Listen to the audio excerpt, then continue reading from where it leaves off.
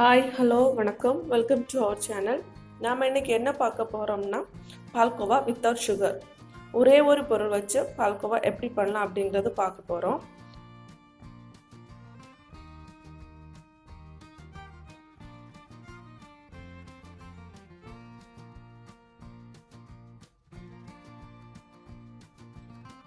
பால்கோவா செய்கிறதுக்கு நான் இன்றைக்கி 1 லிட்டர் ஃபுல் க்ரீம் மில்க் எடுத்திருக்கேன். இப்போது பேனில் பால் ஊற்றிக்கலாம். ஸ்டவ் ஆன் பண்ணி பேனை ஸ்டவ்வில் வைக்கலாம்.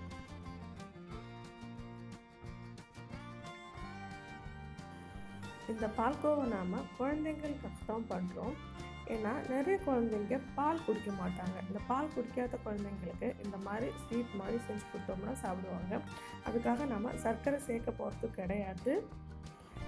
ஏன்னா எல்லாருக்குமே தெரியும் வெள்ளை சர்க்கரை அவ்வளோ நல்லது கிடையாது அப்படின்னு.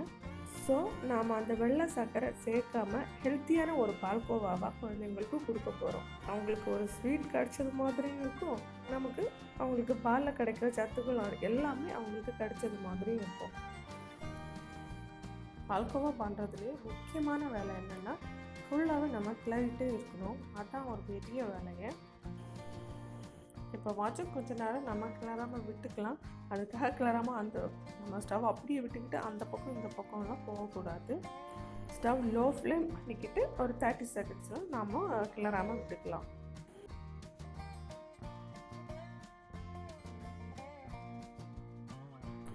சைடில் வர்றது எல்லாமே அப்படியே நம்ம எடுத்து விட்டுக்கணும். அப்போ தான் பால்கோவா நல்ல டெக்ஸ்சரில் கிடைக்கும் நமக்கு.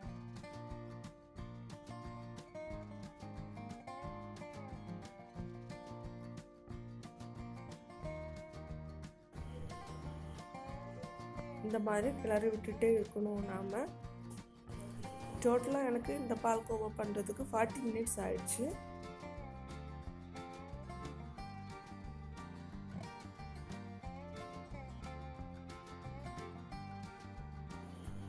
இந்த கன்சிஸ்டன்சி வர்றதுக்கு எனக்கு 30 மினிட்ஸ் ஆயிடுச்சு.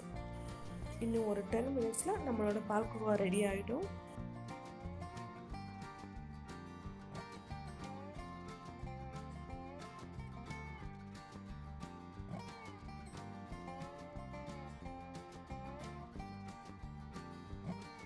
வாவ், சூப்பராக ரெடி ஆகிட்டு இருக்கு.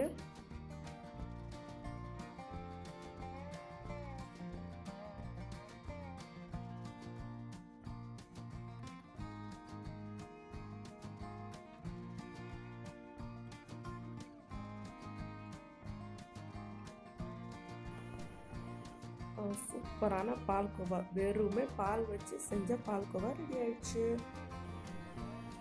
இப்போ நம்ம அடுப்பு ஆஃப் பண்ணிடலாம்.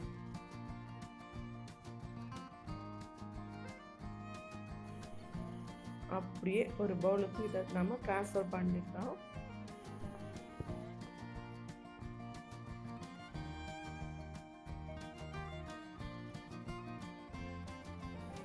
Wow, yummy and healthy palkova ready.